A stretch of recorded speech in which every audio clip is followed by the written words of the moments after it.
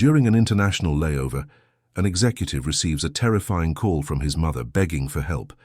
She has been locked inside a freezer by her daughter-in-law, and the call drops before he can understand everything. Desperate, he drops everything to rush back, only to discover a truth that will change his life forever. If the story interested you, don't forget to subscribe to our channel and tell us what city you're watching from. Let's continue. I promise this will be the best story you'll ever hear in your life. The departure lounge of Frankfurt Airport was buzzing with voices in dozens of different languages. Businessmen adjusted their ties while talking on the phone. Tourists dragged colorful suitcases, and families rushed between boarding gates. In the midst of that international crowd, Richard Mason stood motionless before the flight board, his eyes fixed on the luminous letters announcing destinations all over the world. He was, clutching his phone so tightly that his knuckles had turned white. The screen showed only a single-ended call, but those trembling words still echoed inside him like a scream trapped in his throat.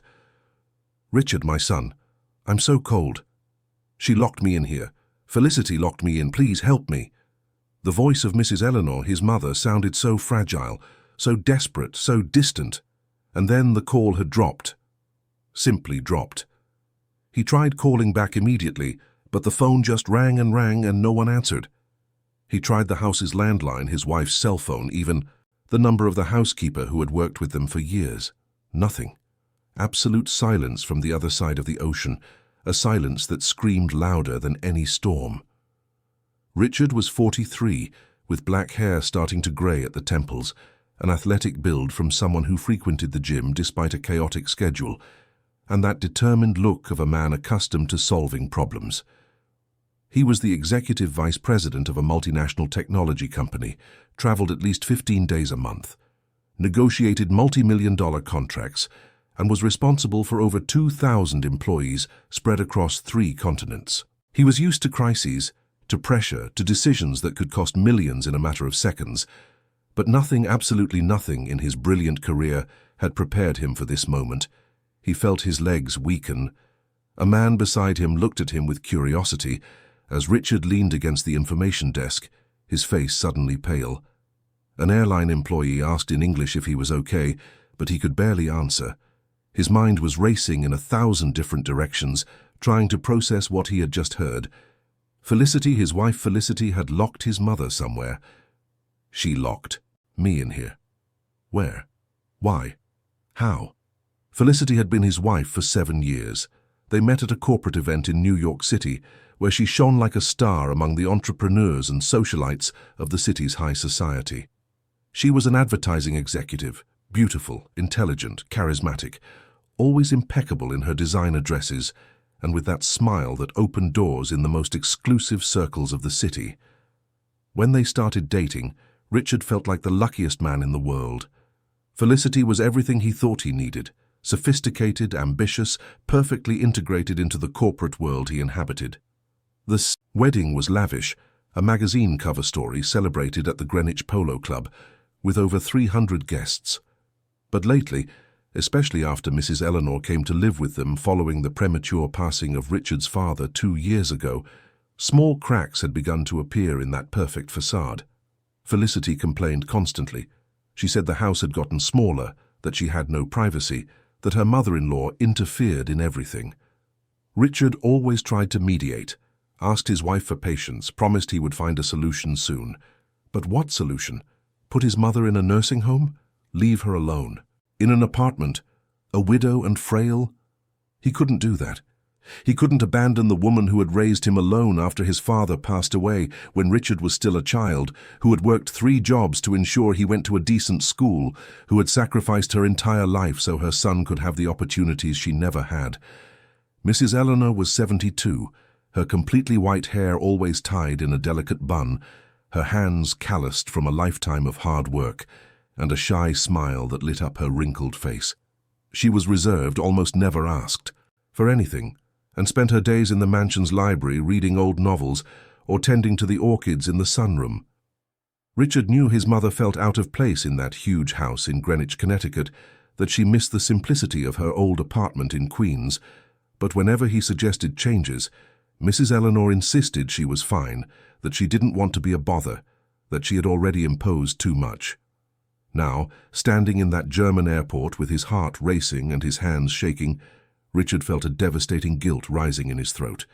He was always traveling, always absent, always too busy with meetings, presentations, business dinners. When was the last time he had truly talked to his mother?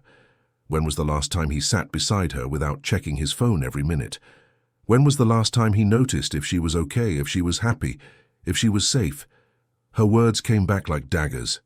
She locked me in here. Locked where?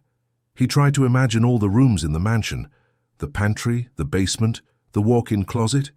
Each possibility was more terrifying than the last, and the cold she mentioned. I'm so cold. That didn't make sense. It was summer in New York with temperatures well into the 80s. Why would she be cold? A horrible possibility began to form in his mind, but he immediately pushed it away. No, Felicity would never do something like that. She could be difficult, demanding, sometimes even cruel with her words, but she would never be capable of physically harming someone. Never. There had to be another explanation. Maybe his mother was confused, maybe it was a misunderstanding. Maybe she had accidentally locked herself somewhere and blamed Felicity by mistake. But her voice hadn't. Sounded confused. It had sounded terrified. Richard looked at the board again. His flight to Dubai was leaving in 2 hours. There, he would close the biggest deal of his career, a negotiation he had been building for 18 months that would place his company at the top of the Asian market. His boss, the investors, everyone was waiting for that signature. Cancelling now would be a professional disaster. It could cost not only the contract, but his own position in the company. But he looked at his phone again at that ended call, and all other considerations simply vanished. None of it mattered. Absolutely nothing. His mother needed him. His mother, who had always been there when he needed her, who had never denied him anything, who had grown old working so he could have a better future. And now she was in danger. She was scared. She was asking for help. Richard put his phone in his pocket and walked with firm steps to the airline counter. The same employee who had asked if he was okay greeted him with a professional smile.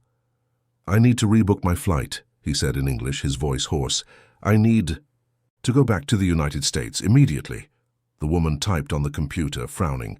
"Sir, the next direct flight to New York only leaves tomorrow morning, but we have a flight to Lisbon in an hour with a connection to New York. You would arrive around 10 p.m. local time." "I want that flight." "But sir, you have a reservation for Dubai."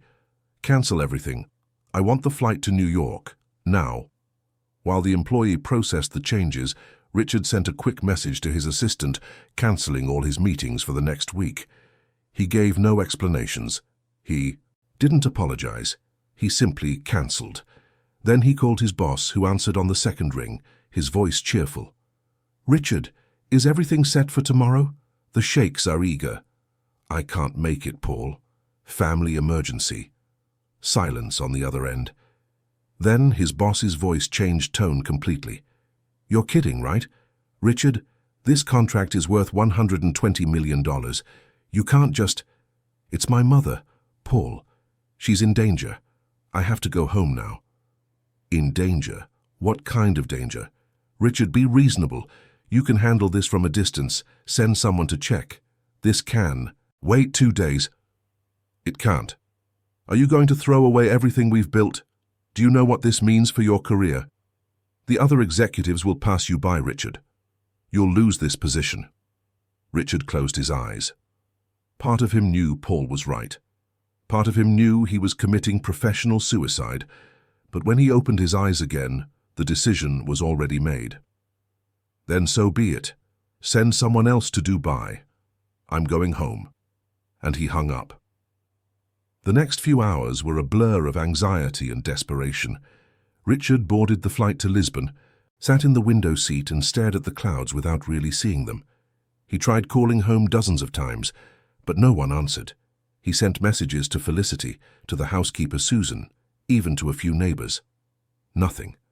As if the entire house had simply disappeared from the map. He couldn't eat anything during the flight. He couldn't sleep. He just sat there, mentally replaying every recent interaction with Felicity, looking for signs he had missed, clues that something was wrong. And the more he thought, the more things began to fit together in disturbing ways. In recent months, whenever he returned from a trip, Mrs. Eleanor seemed quieter, more withdrawn. There was that time he found her crying in the garden, and she said she was just missing her husband. There was that time he noticed a bruise on her arm, and Felicity explained that her mother-in-law had tripped on the stairs. There was that time Susan, the housekeeper, asked to speak with him privately, and Felicity interrupted, saying the employee was being fired for theft. Richard hadn't questioned it. He trusted his wife. He believed her. Now each of those memories returned in a different light, darker, more frightening. What if they weren't coincidences? What if they were signs he had ignored because he was too busy, too important, too distant? The layover in Lisbon was torturous.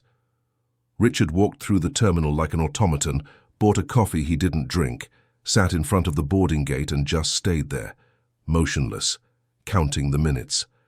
When they finally boarded the flight to New York, he felt a momentary relief, but it was soon replaced by an even greater fear. What would he find when he got home? Where was his mother? Was she still alive? The word he had forbidden himself from thinking finally emerged, inevitable and terrifying. During the 9-hour flight over the Atlantic, Richard didn't take his phone out of airplane mode once. He knew he wouldn't have a signal in the middle of the ocean, but he kept looking at the black screen as if it could magically give him answers. Beside him, a young woman slept, leaning against the window. In the row ahead, a child watched cartoons. Everything so normal, so everyday, while his world was silently collapsing at 30,000 feet. He thought about his father. Albert Mason had been a simple man, a mechanic by trade, who had died unexpectedly of a heart problem when Richard was only 8. His mother was left alone with a child to raise, with no college degree, with few options. She sewed for others, made sweets to order, gave tutoring lessons. Richard grew up watching his mother work late into the night, her eyes red with exhaustion, but always with that smile when he came home from school. When he won a scholarship to the university, Mrs. Eleanor cried with happiness. When he got his first job at the multinational, she threw a modest party in their apartment and invited all the neighbors. When he married Felicity, she wore the most beautiful dress she owned and danced at the party as if she were the happiest person in the world. "I'm so proud of you, my son," she had said that night, holding his face between her calloused hands. "You've come so far. Your father would be so proud." And how had he repaid all that love? By working more and more, traveling more and more, distancing himself more and more. He put his career above everything. He left his mother alone, in a strange house with a daughter-in-law who apparently hated her. He ignored all the signs because it was easier, more convenient, less complicated. The plane finally touched down on American soil at 10:15 at night. Richard didn't even wait for his luggage. He ran through the JFK terminal, passed through customs without stopping, and went straight to the taxi stand. The driver was a friendly old man who tried to start a conversation about baseball, but gave up when he realized his passenger wasn't even listening. Richard just kept mentally repeating the address, Greenwich, as if saying the name of the place could make the car go faster. The traffic on the expressway was lighter than usual for a weekday. City lights passed by the window, billboards advertising products Richard didn't see, people on the sidewalks living their normal lives while he was going through the worst nightmare imaginable. 40 minutes later, the taxi entered the luxury gated community where his house was located. The security guard greeted him normally, without any indication that something was wrong. The tree-lined streets of the community were quiet, silent, each mansion protected by high walls and security cameras. When the taxi stopped, in front of his house's gate, Richard threw a few bills at the driver without waiting for change and practically jumped out of the car. The mansion was lit up. He could see the lights in the living room were on, the pool with its bluish illumination, everything apparently normal. Maybe it had been a mistake, maybe his mother was fine, maybe... He punched the code into the electronic gate with trembling fingers. The gate slid open slowly, so slowly. Richard didn't wait for it to finish, squeezing through the gap as soon as he could fit and running across the lawn to the front door. He used his key, pushed the door open with force. "Mom! Mom!" Felicity appeared at the top of the stairs, descending with that calculated elegance that always characterized her. She was wearing a white sweatsuit, her blonde hair tied in a ponytail, her face without makeup. She looked surprised, or maybe she was faking surprise. "Richard, what are you doing here? Weren't you supposed to be in Dubai?" "Where is my mother?" Felicity came down a few more steps, her expression shifting to one of concern. "Your mother is resting, dear. She wasn't feeling well today, spent the whole day in bed." "Lies, she called me, she said you locked her somewhere."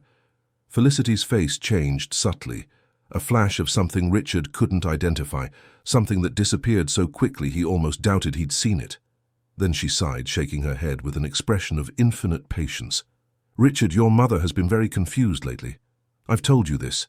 She forgets things, mixes up reality with imagination. This morning she insisted I had hidden her jewelry, even though she doesn't even own any valuable jewelry. It was a difficult day. I want to see her. Now. She's sleeping, dear. She took a sedative. It's better to let her rest." But Richard was already going up the stairs, ignoring Felicity's protests. He passed her, crossed the hallway, and pushed open the door to the room he had decorated, especially for his mother when she came to live with them. The bed was impeccably made, the pillows arranged, but it was empty. Completely empty. "Where is she, Felicity? Where is my mother?" His wife had followed him to the room. She crossed her arms, her expression hardening. "I told you, she's resting." "In which room?" "In her room." "This is her room." "No, dear. Today she wanted to sleep in the guest room. You know how she gets when she's confused." Richard left the room and went straight to the guest room at the end of the hall. Also empty. He turned back, looked at Felicity with a fury he had never felt before in his life. "I will turn this entire house upside down if I have to. I will search every room, every closet, every space. And you are going to tell me now, this very moment, where my mother is." Felicity stared at him for a long moment. And then, for the first time since Richard had entered the house, he saw fear in her eyes, genuine fear. "She's at the hospital," Felicity finally said, her voice low. The world stopped. "The hospital? Why? What happened?" "It was an accident, Richard. A terrible accident." Richard felt the floor disappear from under his feet. The word hospital echoed inside him like a funeral bell, heavy and final. He looked at Felicity, at this woman with whom he had shared the last 7 years of his life, and suddenly she seemed like a complete stranger. A stranger who looked at him with an expression that mixed defiance and something that could be remorse or perhaps just annoyance at being caught. "What hospital? Which hospital, Felicity?" "Mount Sinai. She's been there since this afternoon." "Since this afternoon? And you didn't think it was necessary to call me? To let me know? My mother is hospitalized and you just—" "I tried to call, Richard." Felicity's voice went up an octave, taking on that victim tone she used so well. "I tried several times, but you didn't answer. You were on your important flight in your very important meeting that couldn't be interrupted." Richard pulled his phone from his pocket and checked the call history. Indeed, there were 3 missed calls from Felicity, all made while he was on the plane between Frankfurt and Lisbon, with the phone in airplane mode. But that didn't explain why she hadn't answered when he was the one trying to call. It didn't explain the desperation in his mother's voice. It didn't explain anything at all. "What kind of accident?" The words came out through gritted teeth. Felicity looked away, fixing her gaze on some indeterminate point on the wall. "She got stuck in the walk-in freezer in the pantry. I don't know how it happened, but when I found her, she was in a state of hypothermia." "Stuck in the freezer?" Richard felt nausea rise in his throat. How does someone get stuck in a freezer? "I don't know, Richard. I didn't see how it happened. When I went down to check why she hadn't come for lunch, I found the door locked. I had to call a technician to open it." "And did you happen to hear her calling for help, screaming, banging on the door?" "The pantry is far. From the living room, you know that. And I was on a video conference with a client. I only went to check when—" Richard didn't wait to hear the rest. He spun on his heels and ran down the stairs, almost tripping on the last steps. Felicity shouted something behind him, but he was already in the garage, getting into his car. The BMW's engine roared as he turned the key too hard, making the tires squeal on the marble as he sped towards the automatic gate. The city was busier now, New York's nightlife in full swing even for a Monday. Cars moved along the avenues, bars full of people laughing and drinking, illuminated billboards announcing concerts and events. Richard drove through it all as if he were in a tunnel, seeing only the road ahead, the lights of other cars blurred by the tears he refused to let fall. The drive to Mount Sinai Hospital took 20 minutes that felt like 20 hours. He parked haphazardly in a doctor's spot, not even caring when the security guard yelled that he couldn't park there. He ran through the main lobby, past the receptionists who tried to stop him, and went straight to the information desk. "Eleanor Mason, where is she? What room?" The attendant typed on the computer with a professional calm that drove Richard nearly insane with impatience. "Mrs. Eleanor Mason was admitted at 3:30 p.m. She is in the special care unit, room 312. Richard didn't even say thank you. He ran to the elevators, pressing the button for the third floor repeatedly, as if that could make the car arrive faster. When the doors finally opened on the right floor, he got out before they had finished opening, bumping into a nurse carrying a tray of medications. "Excuse me, sorry." He went through the double doors of the special unit, frantically looking for the room numbers, 302, 304, 308. When he reached 312, he hesitated for the first time. The door was ajar, a soft light coming from within. He could hear the regular beeping of monitors, that characteristic hospital sound that always gave him chills. Richard pushed the door open slowly. Mrs. Eleanor was lying in the bed, so small under the white sheets that she seemed to have shrunk. Wires and tubes connected her body to the monitors beside the bed. An IV dripped, slowly into a vein in her left arm. Her white hair, normally tied in that neat bun, was loose and disheveled on the pillow. But what shocked Richard the most was his mother's face. It was pale, so pale it looked like wax. Her lips had a slightly bluish tint. There were dark circles under her closed eyes. "Mom." The word came out as a strangled whisper. He approached the bed, took her hand gently. It was cold, much colder than it should be. Richard sat in the chair beside the bed, held that fragile hand between his and finally allowed the tears to fall. "I'm sorry, Mom. I'm sorry I wasn't here. I'm sorry I didn't protect you. I'm sorry." He didn't know how long he sat there, holding her hand, watching her chest rise and fall in slow, regular movements. The room door opened, and a young female doctor entered, wearing a white coat and holding a tablet. She had kind eyes and a soft smile that tried to be comforting. "Mr. Mason, I'm Dr. Beatrice Allen, in charge of your mother's case." Richard stood up immediately. "How is she? What happened? Is she going to be okay?" The doctor gestured for him to step out of the room. "Let's talk in the hallway so we don't disturb her."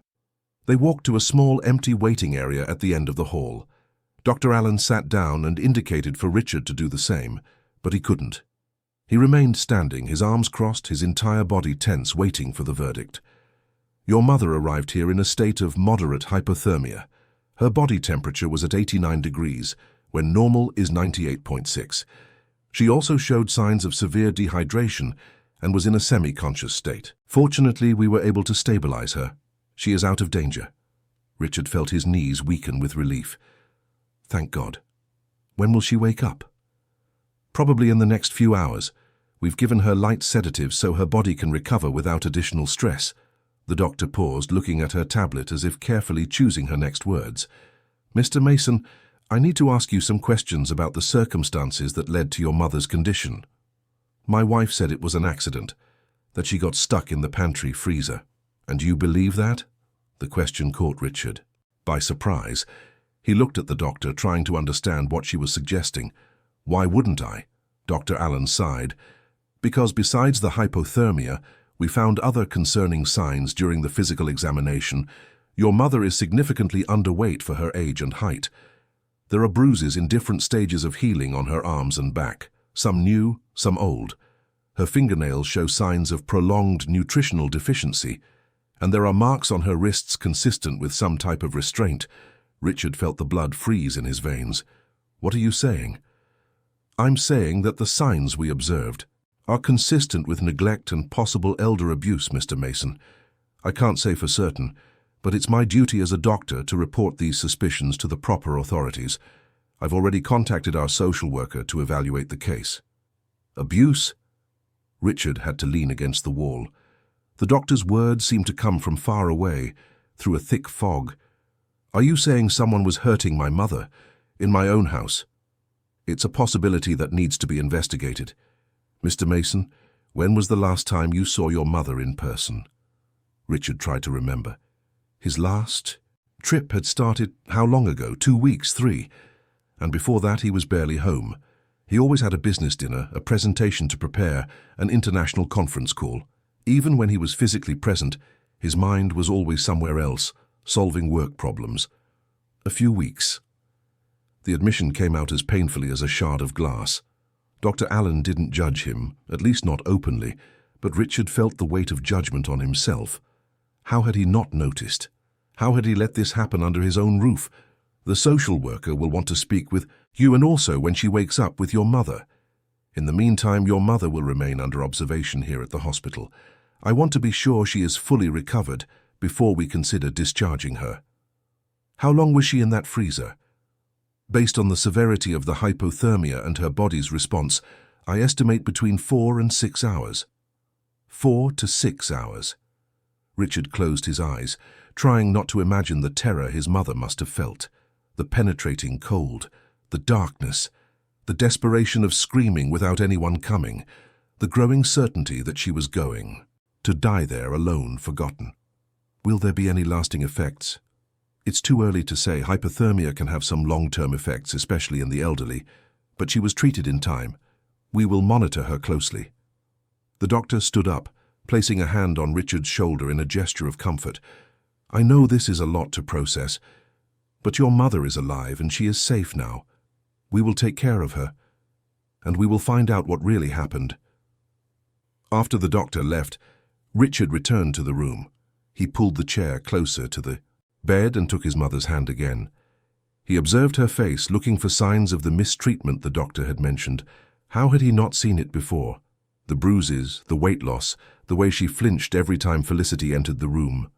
All the signs were there, screaming in his face, but he was too busy, too important, too absent to notice. The hours passed slowly.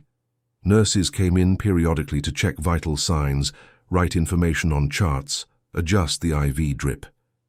Richard didn't leave the room for a minute. Around 3 in the morning he felt the hand he was holding move slightly. Mrs. Eleanor's eyes opened slowly, still hazy from the sedation. Richard? Her voice was so weak he almost didn't hear it. I'm here, Mum. I'm here. She tried to smile, but the effort seemed to consume her. You came back. Of course I came back. You called me, remember? You asked for help. Her eyes filled with tears. I was so scared. So cold. I thought I was going to die in there. You're not going to die, Mum. You're safe now. I'm here, and I won't let anyone hurt you ever again. Mrs. Eleanor closed her eyes again, tears streaming down her temples. It was her, Richard. Felicity. She locked me in there on purpose. Why, Mom? Why would she do that? Because I saw. I saw what she was doing. Saw what? But Mrs. Eleanor had already fallen back asleep, exhausted by the brief conversation. Richard sat there, his mind buzzing with questions. What had his mother seen? What secret was Felicity hiding that would lead her to do something so terrible? The day dawned grey over New York. Richard watched the soft morning light enter the room's window, illuminating his mother's face. He hadn't slept a minute, but he didn't feel tired. He only felt a cold, crystalline anger growing inside him. Around 9 in the morning, a woman in her 50s entered the room. She had short brown hair, wore colorful glasses, and carried a leather briefcase. Her demeanor was both professional and welcoming. Mr. Mason, I'm Marion Campbell, the hospital's social worker. Dr. Allen asked me to evaluate your mother's case. They talked in the hallway again. Marion asked detailed questions about Mrs. Eleanor's routine, about who cared for her, about any behavioral changes Richard might have noticed.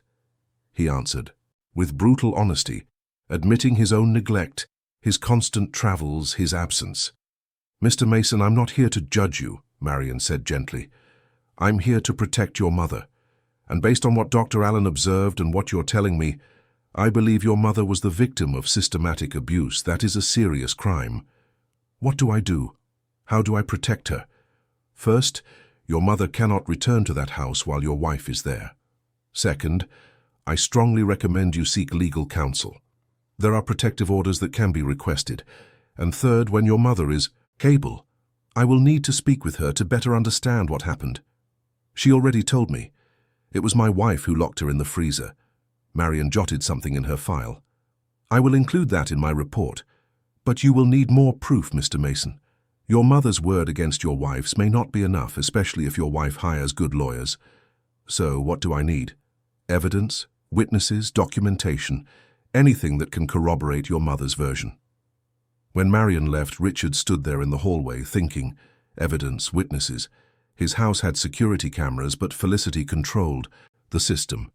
Susan, the housekeeper, had been fired, but maybe she could testify. There were the neighbors, the other staff who had worked at the house over the years. He pulled out his phone and called the law firm that provided services to his company. He asked to speak directly with the senior partner, Paula Marshall Esquites, a woman in her 60s known for her ferocity in the cases she defended. "Richard? What a surprise. I heard you cancelled Dubai. Is everything all right?" "No, Paula. Nothing is all right. I need help. Urgent help." He explained the situation in broad strokes, trying to keep his voice steady but feeling it break at times. Paula listened in silence, asking pointed questions, her legal mind already working on the possibilities. "Richard, this is very serious. We're talking about torture, elder abuse, possible attempted murder. Your wife could face decades in prison if we can prove it. Can you help me?" "I can and I will. But you need to understand something. Felicity is well known, admired. She has important social connections. She will defend herself with everything she has. This is going to get ugly, Richard. Very ugly." "I don't care. She almost killed my mother. Then let's go to war. I'm coming to the hospital now so we can start building the case. And Richard, do not speak to your wife again without a witness or a lawyer present. Anything you say can be used against you or your mother." When Richard hung up, he felt strangely relieved. For the first time in almost 24 hours, he felt he had some control over the situation. He was no longer just a desperate son. Now he had a plan. He had allies. He had a path forward. He returned to the room and found Mrs. Eleanor awake, looking out the window. She turned her face when she heard his footsteps, and Richard saw something in her eyes he had never seen before. It was fear, but it was also hope. Hope that this time someone would believe her, that this time she wouldn't be alone. "Mom, I'm going to do everything right this time. I promise you'll never have to be afraid again." Mrs. Eleanor reached out her hand, and Richard held it. "I always knew you would come, son. I always knew." And there, in that hospital room, under the pale morning light, Richard made a silent vow. No matter what it cost, no matter how long it took, he would ensure that justice was served, and that Felicity would pay for every moment of suffering she had inflicted on his mother. The war was just beginning. Paula Marshall Esquites arrived at Mount Sinai Hospital 2 hours after Richard's call. She was an imposing woman, with grey hair swept back in an elegant bun, wearing an impeccable navy blue suit and carrying a leather briefcase that had seen many legal battles. Paula had a reputation for being ruthless when defending her clients, but she was also known for her genuine empathy in cases involving vulnerable victims. Richard had known her for years, ever since she began providing legal consulting for the multinational where he worked.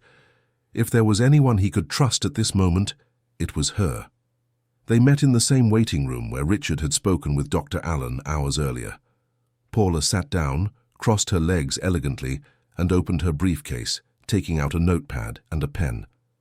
"Richard, before we begin, I need you to understand the scale of what we're facing," she said, her voice firm, but gentle. "Felicity is not just anyone. She has an impeccable public image, participates in charity events, is a society columnist, has influential friends in New York's elite. When this goes public, and it will, she will have the resources to defend herself very aggressively. I don't care about the resources she has. She almost killed my mother. I know. And that's exactly why we need to be strategic and meticulous. One wrong step could ruin the entire case. Paula clicked her pen, preparing to take notes. Let's start at the beginning. Tell me everything from when your mother came to live with you. Richard spent the next hour recounting the last 2 years in detail. He spoke of his father's death, of how Mrs. Eleanor was lost in the empty apartment in Queens, of the decision to bring her to live in the mansion in Greenwich. He talked about how Felicity had initially reacted, feigning enthusiasm, but letting slip increasingly acidic comments about losing her privacy. He spoke of his constant travels, of how he had drifted away without realizing it, of all the signs he had ignored. Paula listened attentively, jotting down key points. And staff? How many people work at the house? We had 3. Susan, the housekeeper, who had been with us since before my mother arrived. There was also the gardener, Mr. Orlando, who came twice a week, and Claudia, who did the heavy cleaning 3 times a week. You said had. Were they all fired? Susan was fired about 4 months ago. Felicity said she was stealing, but now I think it was because Susan must have seen something. Orlando stopped showing up 2 months ago. I never really understood why. Only Claudia still works there. Paula underlined something in her notes. Susan and Orlando are crucial. We need to find them and hear what they have to say. Do you have their contact information? I have Susan's. I'm not sure about Orlando's, but I can get it. Excellent. I'll assign a private investigator to locate them and speak with them. We need to do this quickly before Felicity tries to get to them first. Paula turned the page. And what about the house's security system? Do you have cameras? Yes, several. At the entrance, in the living room, in the garden, in the kitchen. Felicity had them installed. She said it was for our safety after there were break-ins in the community. Paula's eyes lit up. This could be our salvation. The recordings are likely stored on a server or in the cloud. If we can get access to them before they're erased, we'll have visual proof of what happened. But Felicity controls the system. She might have already deleted everything. Perhaps, but modern security systems often have automatic backups, and digitally deleting files doesn't mean completely destroying them. A good forensic technician can recover a lot. Paula closed her notepad. I'll need a court order to access those recordings. To get that, I need to speak with your mother. Is she well enough to talk? She's awake, but still very weak. I'll try to be brief. They entered the room together. Mrs. Eleanor was sitting up in bed, propped against pillows, sipping some broth the nurse had brought. She looked a little better than the night before, with more color in her face, but still extremely fragile. When she saw Richard enter with a strange woman, her eyes widened with a flicker of fear. It's okay, Mom. This is Ms. Marshall, an attorney. She's going to help us. Paula approached slowly, respecting Mrs. Eleanor's space. She sat in the chair beside the bed and spoke in a soft, almost motherly voice. Mrs. Eleanor, I know you've been through something terrible. It must be very difficult to talk about. But so that I can protect you and ensure this never happens again, I need you to tell me what happened yesterday. Can you do that? Mrs. Eleanor looked at Richard, who nodded encouragingly. Then she took a deep breath and began to speak, her voice trembling but determined. Felicity was always cold to me. From the first day I set foot in that house, I felt I wasn't welcome, but in the beginning she hid it, pretended to be kind when Richard was around. After he started traveling more, she stopped pretending. What kind of things did she do? At first it was just words. She'd say I was a burden, that I was ruining her life, that I should have gone to a nursing home. I tried to make myself small, stay in my room, not to bother her, but it was never enough. Tears began to stream down her face. Then she started hiding my food. I'd go to have dinner, and she'd say I had already eaten, that I was getting confused. Other times she would lock me in my room for hours, saying it was for my own good, that I was being dangerous. Richard felt his heart shatter.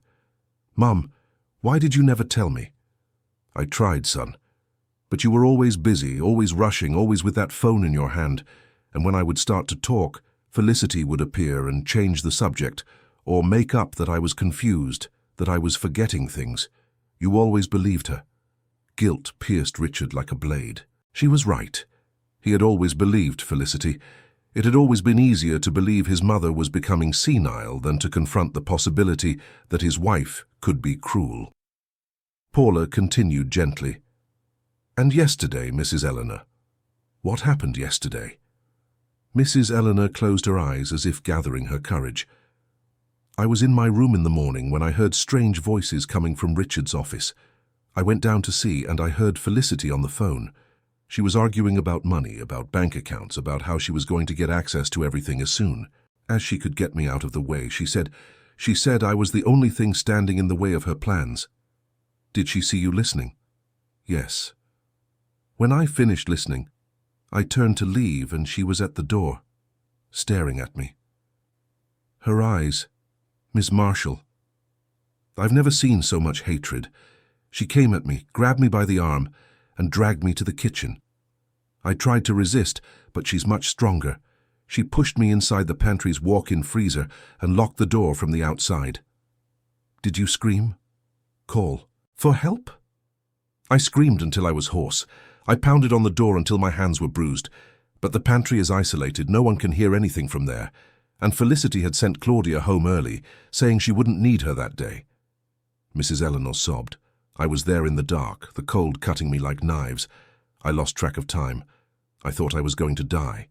Then I remembered I had my cell phone in my coat pocket. I managed to call Richard." "And after you called?" "I don't know, I think I passed out. I passed. The next thing I remember is being in an ambulance." Paula was writing furiously.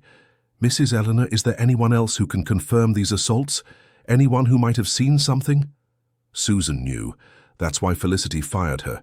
Susan tried to protect me a few times. She would stay with me when Richard was traveling. But then Felicity made up that story about the theft and sent her away." "I will find Susan," Paula promised.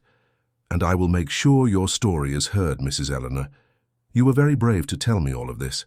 After they left the room, Paula turned to Richard with a grave expression. "Your case is solid but complicated. I'm going to draft a request for an emergency protective order for your mother and a search and seizure warrant for the camera recordings. I'll also request Felicity's immediate removal from the residence. But Richard, you need to be prepared. When she receives these notices, she will react, and it might not be pretty. Let her react. I want her to show who she really is." Paula placed a hand on his shoulder. "I'm assigning Edward Lewis, our best private investigator, to track down Susan and Orlando. I'll also have him investigate Felicity's background, look for other cases, other jobs, anything that might indicate a pattern of behavior." "You think she's done this before?" "People who commit this type of abuse rarely start out of nowhere. There's usually a history." For the next 48 hours, Richard's life became a whirlwind of meetings with lawyers, conversations with investigators, and vigils by his mother's bedside. He didn't go home. He didn't speak to Felicity. He rented a room at the hotel next to the hospital and alternated between sleeping a few hours and being there for Mrs. Eleanor. Edward Lewis, the private investigator, was a man in his 50s, bald, always wearing jeans and a leather jacket, with a sharp gaze that seemed to read people like open books. He worked with impressive efficiency. In less than 24 hours, he had located Susan. The former housekeeper lived in a simple house in the Bronx. When Edward and Richard appeared at her door, Susan opened it and immediately began to cry upon seeing Richard. "Mr. Richard, thank God you came. I was so worried about Mrs. Eleanor." They sat in the small living room where Susan served coffee and told her story between tears and sobs. "I tried to protect her, I really did, but Mrs. Felicity was very clever. She did the worst things when she knew no one was looking. I saw the marks. I saw Mrs. Eleanor getting thinner, more scared. I tried to talk to you once, remember? But Mrs. Felicity showed up and made up that story about me stealing jewelry that didn't even exist. Why didn't you go to the police? And who would believe me against a rich and famous woman like Mrs. Felicity? A simple housekeeper. I needed the severance money to take care of my own sick mother. But I never stopped worrying about Mrs. Eleanor. Never." Edward recorded her entire statement. He also got in touch with Orlando, the gardener, who confirmed he had witnessed several strange incidents. Once, he saw Felicity push Mrs. Eleanor hard in the garden. Another time, he heard screams coming from inside the house. But Orlando, like Susan, was afraid to confront such a powerful woman. "People are afraid to stand up to the rich," Edward said to Richard as they drove back from Orlando's neighborhood. "But now we have two witnesses, willing to testify. That changes everything." The crucial breakthrough came on the third day. Edward, using his contacts in the tech industry, managed to track down the house's security system through a technician who had done the original installation. The cameras, as Paula had suspected, had automatic cloud backup. Felicity might have erased the local recordings, but the cloud copies were still there, protected by a password that the technician managed to recover. When Richard saw the recordings for the first time, he felt physically sick. There it was, months of meticulous psychological abuse documented. Felicity pushing Mrs. Eleanor, screaming at her, preventing her from eating, locking her in her room. And on the fateful day, the recording showed Felicity dragging Mrs. Eleanor to the pantry and locking her in the freezer.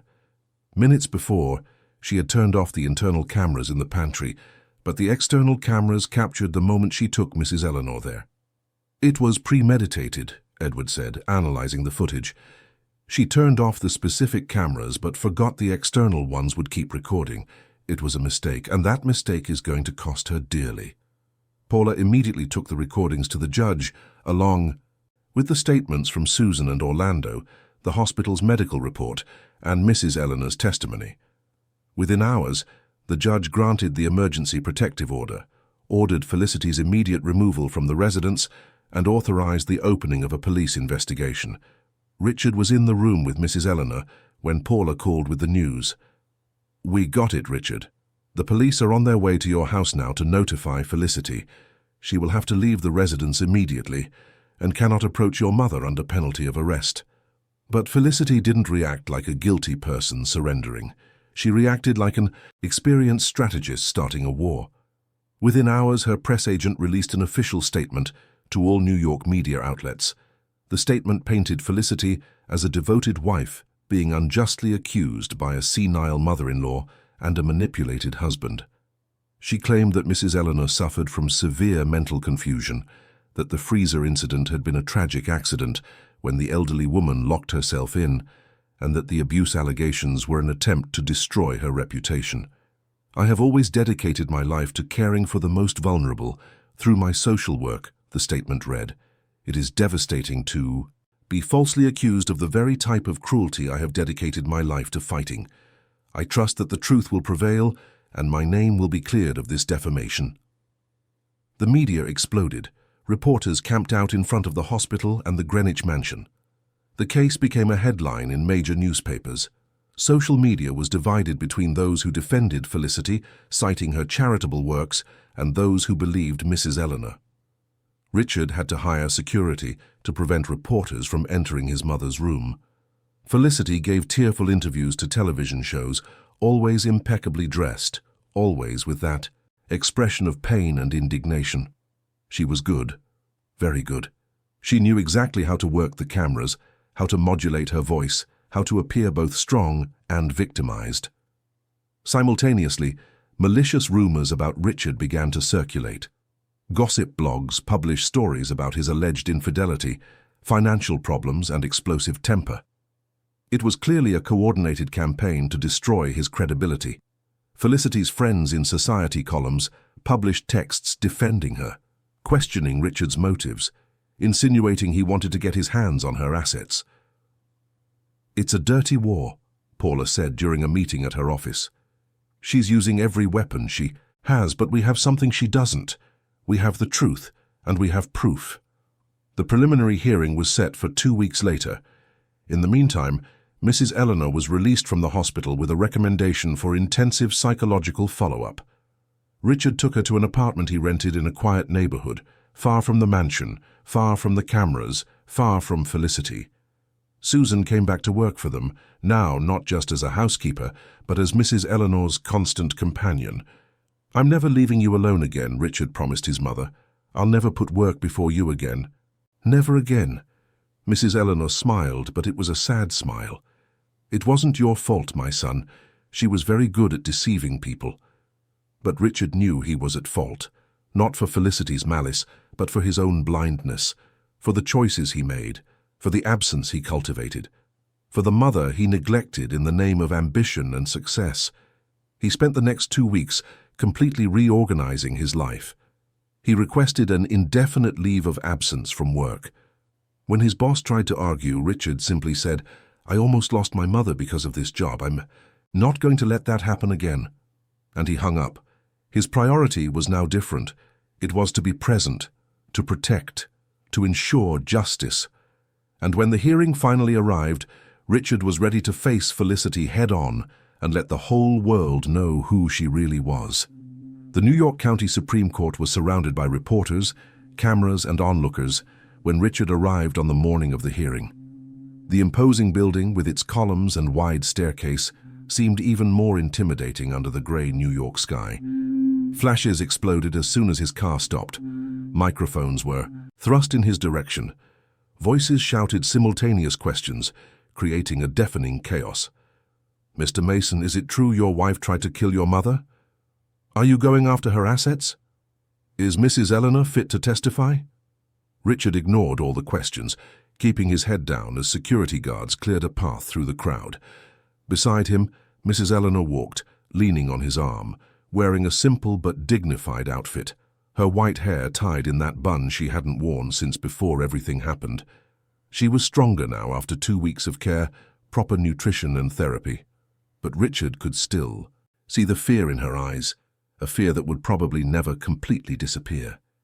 "It's okay, Mum, I'm here. Miss Marshall is here. You're not alone." Mrs. Eleanor squeezed her son's arm. "I know, my love. I know." They entered the building and went up to the courtroom. Paula was already there, organizing documents at her table, wearing a grey suit that gave her an appearance that was both professional and maternal. Beside her, Edward Lewis was checking something on his laptop, probably the recordings that would be presented. Susan and Orlando were sitting on the witness benches, both visibly nervous but determined. On the other side of the room, Felicity sat next to her 3 lawyers.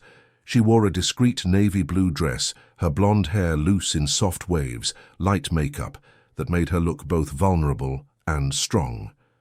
When Richard and Mrs. Eleanor entered, Felicity looked at them with an expression that mixed contempt and something that could be hurt. She was a good actress, Richard had to admit. If he didn't know the truth, if he hadn't seen the recordings, he might still believe her. The judge, Judge Marcus Fletcher, was a man in his 60s, known for his strictness and impartiality. He entered through a side door and everyone rose. The session was officially open. Paula began by presenting the case in a methodical and devastating manner. First, she called Dr. Beatrice Allen, who detailed the state in which Mrs. Eleanor arrived at the hospital. Severe hypothermia, dehydration, malnutrition, multiple bruises in different stages of healing. Each of the doctor's words was like a hammer blow, building an undeniable picture of prolonged abuse. Felicity's lawyers tried to question the diagnosis, suggesting the bruises could have other explanations, that the elderly were naturally frail. But Dr. Allen was unshaken. "These are not accidental bruises," she said firmly. "They are injuries consistent with intentional assault and forced restraint.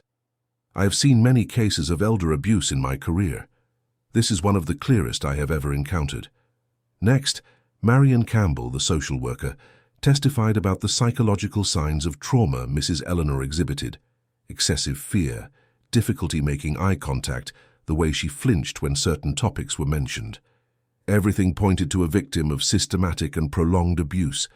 When it was Susan's turn, the former housekeeper took the stand with trembling hands. But when she began to speak, her voice became firm, fueled by the indignation built up over months of forced silence. "I saw everything," she said, tears streaming down her face. "I saw Mrs. Felicity humiliate Mrs. Eleanor, scream at her, push her. I saw when she hid her food, when she locked her in her room for hours. I tried to intervene several times, but Mrs. Felicity threatened me, said she would fire me without references, that she would make sure I never got another job in New York. When I finally tried to tell Mr. Richard, she made up that story about theft and sent me away." Felicity's lawyers attacked fiercely. They suggested Susan was making up stories for revenge, that she was a disgruntled employee looking for money. But Susan stuck to her story, unshakable. Orlando, the gardener, corroborated everything Susan had said. He had seen Les as he worked mostly outside, but the incidents he witnessed were equally disturbing. Once he saw Felicity dragging Mrs. Eleanor by her hair. Another time he heard the elderly woman begging for water while Felicity laughed. But the crucial moment came when Paula asked for permission to present the security camera recordings. The room fell into absolute silence as the lights dimmed and the large screen lit up. Richard held his mother's hand as the images began to play. He had seen it dozens of times during the case preparation, but each time was like a fresh stab. To see the person he had loved, married, dreamed of building a life with, doing that to his mother, it was unbearable. The recordings showed everything. Felicity pushing Mrs. Eleanor forcefully. Felicity screaming horrible insults as the elderly woman cried. Felicity preventing her from eating, throwing her plate of food in the trash while Mrs. Eleanor begged. Felicity locking her in the room and leaving, the elderly woman desperately pounding on the door. But the most devastating recording was from the day of the freezer. Even without internal audio, the external footage clearly showed Felicity dragging Mrs. Eleanor to the pantry. It showed the look of terror on the elderly woman's face. It showed Felicity locking the door with a padlock and putting the key in her pocket. And then, minutes later, it showed Felicity returning to the living room, pouring a glass of wine and sitting calmly on the sofa to watch television, as if nothing had happened. When the lights came back on, there were tears on many faces in the room. Some of the reporters who had managed to get in were discreetly wiping their eyes. Judge Fletcher had a grim expression. "Ms. Marshall, are these recordings authentic?" he asked. "Yes, Your Honor. We have the technical report confirming there has been no editing or manipulation of any kind. The technician who installed the system is also available to testify if necessary." The judge nodded. "That will not be necessary. The images speak for themselves." Felicity's lawyers tried to argue that the recordings were out of context, that they didn't show the whole story, that Mrs. Eleanor could have provoked these reactions. But it was too late. The damage was done. The truth was there, undeniable and brutal. When it was finally Felicity's turn to testify, she took the stand with her head held high, still maintaining that facade of wounded dignity. Her lead counsel, Augustus Roche Esquisse, conducted a carefully prepared examination where Felicity painted herself as a dedicated woman who tried her best to care for a difficult and mentally unstable mother-in-law. "I loved Mrs. Eleanor," she said, her voice choked with false emotion. "I did everything I could to make that house comfortable for her, but she was becoming more and more confused, more and more aggressive. I didn't know how to handle it anymore. And yes, I admit I lost my patience a few times. Who hasn't? But I never ever intentionally tried to hurt her." "And the freezer incident?" her lawyer asked. "It was a terrible accident. Mrs. Eleanor was agitated that morning, saying she wanted to reorganize the pantry. I was busy with work and told her it wasn't a good time, but she insisted. When I went to check on her later, I found the door locked. She must have accidentally locked herself in from the inside. I immediately called for help and took her to the hospital. I was frantic." It was a well-constructed story. If it weren't for the recordings, it might even have been convincing. But there were the recordings, there was the proof, there was the truth. When it was Paula's turn for cross-examination, she rose slowly, picked up a tablet, and walked until she was standing in front of Felicity.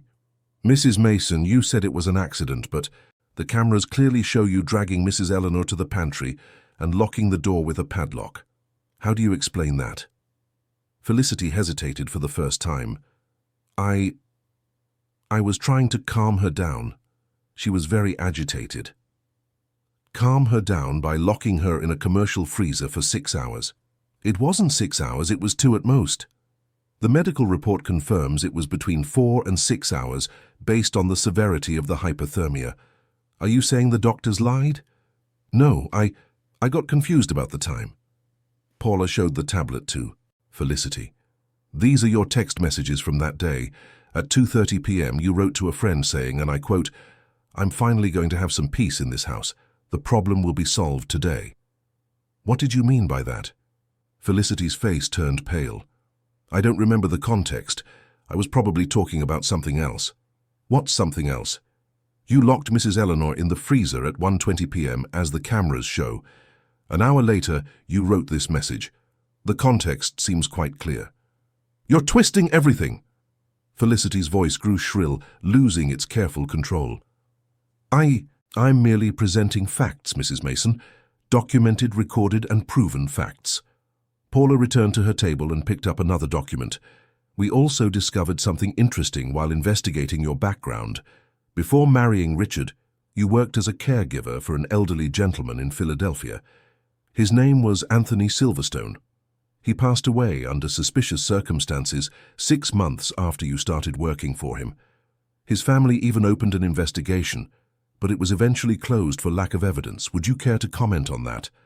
Felicity's lawyers erupted in objections, claiming it was irrelevant to the current case. But the damage was done. The seed of doubt had been planted. Felicity wasn't a wife who lost her patience once. She was someone with a pattern, a history. The judge banged his gavel. Order, Ms. Marshall, stick to the present case. Yes, Your Honor. Paula turned back to Felicity. One last question, Mrs. Mason. Why did you do it? Why hurt a defenseless elderly woman who had never done you any harm? Felicity stared at her with pure hatred. And then something in her broke. Maybe it was the weight of the lies.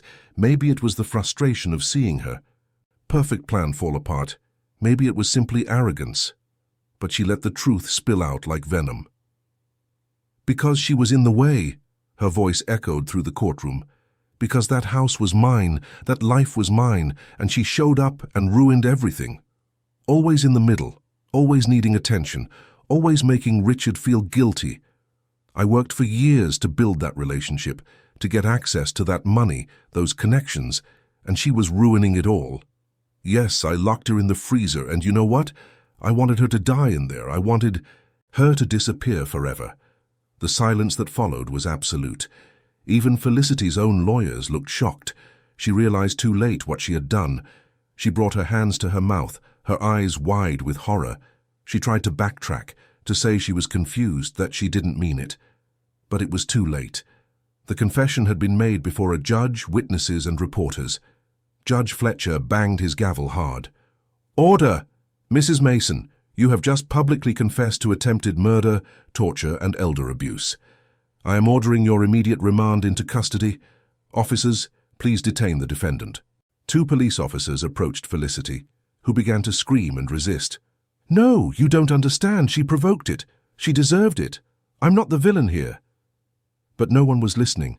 She was handcuffed and led out of the courtroom, still screaming incoherent protests.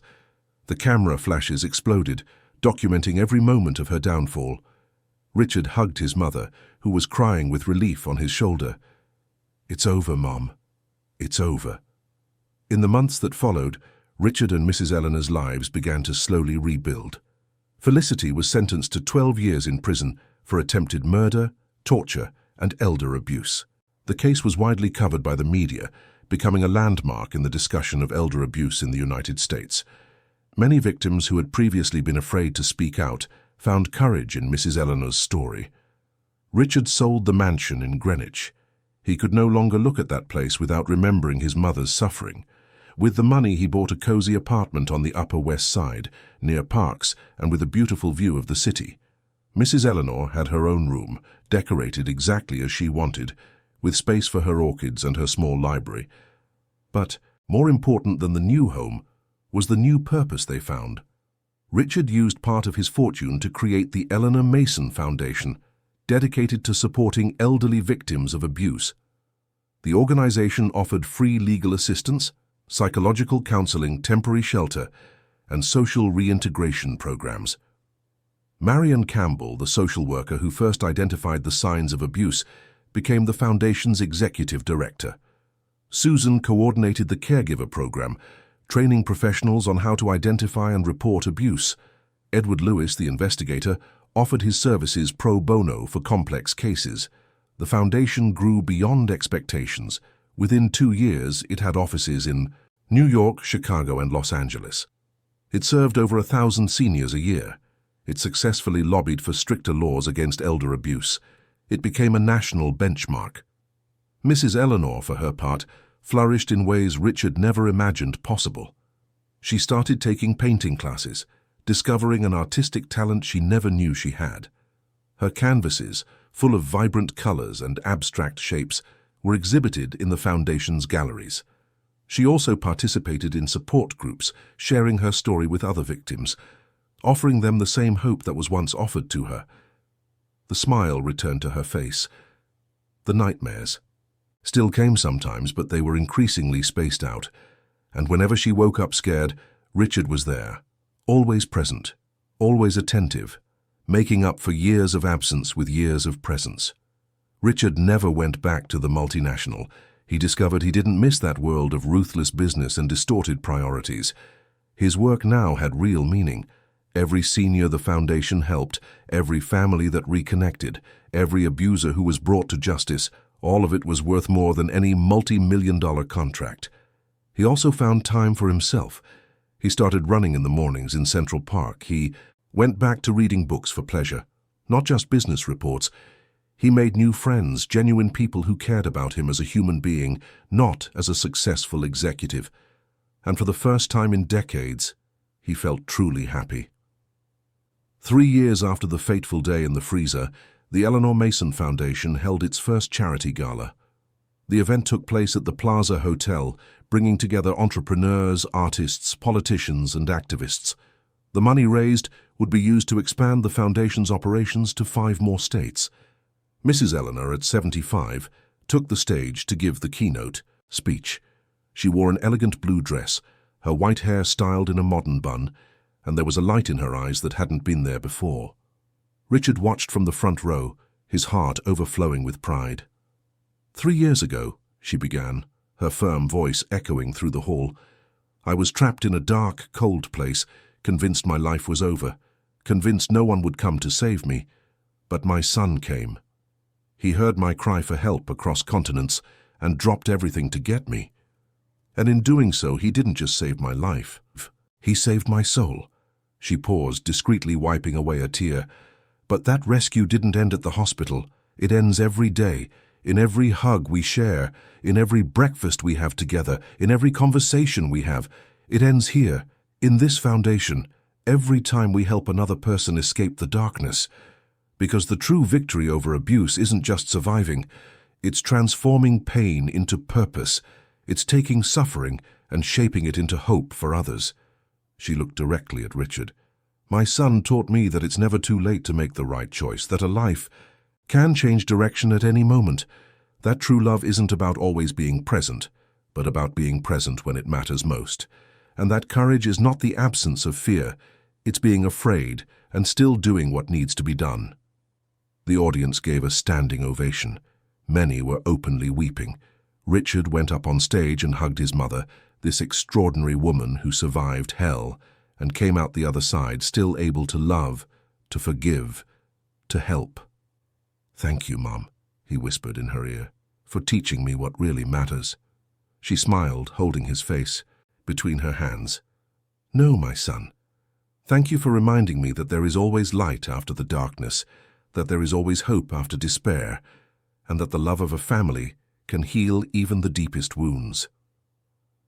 That night, as the gala continued with music and celebration, Richard stepped out onto the balcony and looked up at the starry sky over New York. He thought about everything he had lost in those years, the marriage, the meteoric career, the life he thought he wanted, and he realized he didn't miss any of it, because he had gained something infinitely more valuable. He had gotten his mother back. He had gained purpose. He had gained himself. The mansion in Greenwich, which was once a stage for silent suffering, was now empty, being prepared to become one of the Foundation's shelter centers. Soon, those walls that had witnessed so much pain would also witness healing and renewal. The room where Mrs. Eleanor was locked would become a therapy room. The pantry with the freezer would be demolished and replaced with a therapeutic garden. Evil would be transformed into good. And Felicity? She was serving her sentence at Bedford Hills Correctional Facility for Women. Richard never visited her again, not for revenge, but because that chapter of his life was closed. She no longer had power over him or his mother. She was just a woman paying for her own choices, a reminder that our actions always have consequences. When Richard went back inside the ballroom, he found Mrs. Eleanor surrounded by people.